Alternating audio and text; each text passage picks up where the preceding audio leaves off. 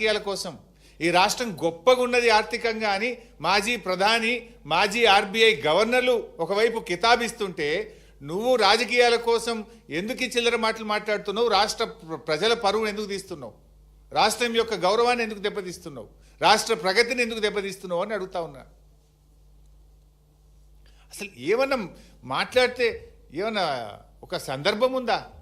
ఇప్పుడు ఏదో పచ్చ కళ్ళద్దాలు పెట్టుకుంటే లోకమంతా పచ్చగా కనబడ్డట్టు ఈ రేవంత్ రెడ్డి బుద్ధే అది. ఎందుకంటే ఆయనే స్వయంగా చెప్పిండు, నా సొంత పార్టీ నాయకులనే తొక్కుకుంటా పెరిగినోన్ని అని నువ్వే చెప్పినావు కదా. నీ నాయకుడు, నీ మంత్రి కోమటిరెడ్డి వెంకటరెడ్డే చెప్పిండు 50 కోట్లు పెట్టి మావాడు పిసిసి అధ్యక్ష పదవి కొనుక్కున్నాడు అని.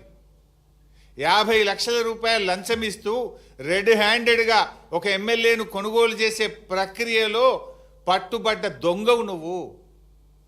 అసలు నీకు నిజాయితీ ఎక్కడదయా?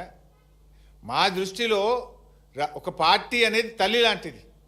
పార్టీ అధ్యక్షులు ఒక తండ్రి లాంటి వారు. 25 సంవత్సరాలుగా ఒక రాజకీయ పార్టీలో నిజాయితీగా, నిక్కచ్చిగా నాయకుడి అడుగుజాడల్లో త్యాగాల పునాదుల మీద ఎదిగిన నాయకత్వం మాది. నువ్వేందే చదువుకున్నది బీజేపీ లాంటి నువ్వే చెప్తివి. అదేవిధంగా పెరిగిందేమో తెలుగుదేశం లాంటివి, నౌకరేమో కాంగ్రెస్లో చేస్తున్నా అనబట్టివి. రేపేడుంటావో తెలియని రకం నువ్వు. పుట్టుకో దాంట్లో, చదువో దాంట్లో, నౌకరో దాంట్లో, రేపెండ్లుంటావో నువ్వు. అసలు నీకు నీతి, జాతి, విలువలు నీకేమైనా ఉన్నాయా? పైసలు పెట్టి పదవి కొనుక్కుంటావు, పూటకో పార్టీ మారుస్తావు. చొక్కాలు మార్చినంత ఈజీగా పార్టీలు మార్చిన నాయకుడు రేవంత్ రెడ్డి. అరే మేము సిల్వర్ జూబ్లీ జరుపుకున్నాం. ఎమ్మెల్యే పదవిని, మంత్రి పదవిని మా నాయకుడు ఆదేశిస్తే గడ్డిపోచల్లాగా త్యాగాలు చేసిన చరిత్ర మాది. వెన్నుపోట్లు పొడిచిన చరిత్ర నీది. నీకు మాకు నక్కకు నాగలోకు అనుకున్నంత తేడా ఉంది. నువ్వా మా గురించి మాట్లాడేది? నీకు మాట్లాడే అసలు నైతికత ఉందా నీకు? ఇవాళ నువ్వు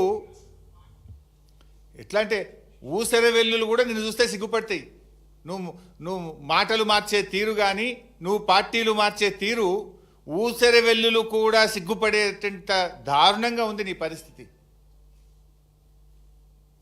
అరే నీ నోటితోనే సోనియా గాంధీని దేవత అంటివి, నీ నోటితోనే బలిదేవత అన్న రకం కదా నువ్వు. మొక్కాల నీ నోటికి.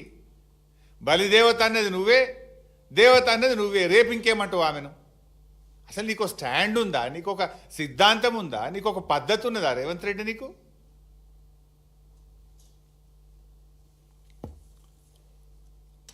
ఈరోజు నిన్న రేవంత్ రెడ్డి అన్ని అబద్ధాలే. కాళేశ్వరం లేకుండానే ఈ రాష్ట్రం అట ధాన్యం ఉత్పత్తిలో దేశంలో నంబర్ 1 చేసినట్టు నువ్వు చేసినావు. నువ్వు రాకముందే 2022-23 ఇది అఫీషియల్ డాటా.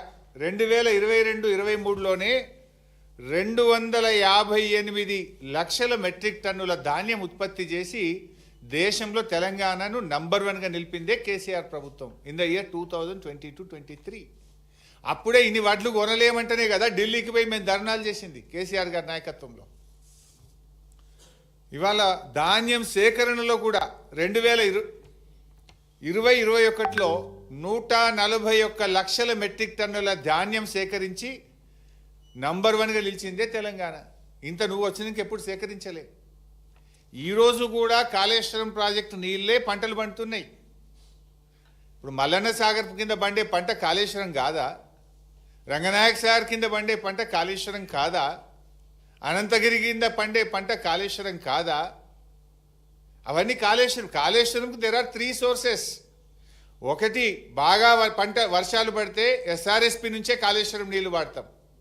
మధ్య తరహా వర్షాలు పడితే ఎల్లంపల్లి నుంచి నీళ్లు వాడతాం. కరువు పరిస్థితులు వస్తే మేడిగడ్డ నుంచి నీళ్లు వాడతాం. గత 2 సంవత్సరాలుగా వర్షాలు పడ్డాయి కనుక ఇటు ఎల్లంపల్లి అటు ఎస్ఆర్ఎస్పి నుంచే కాళేశ్వరం మోటార్లు ఆన్ చేసినాం. కాళేశ్వరం ద్వారా రిజర్వాయర్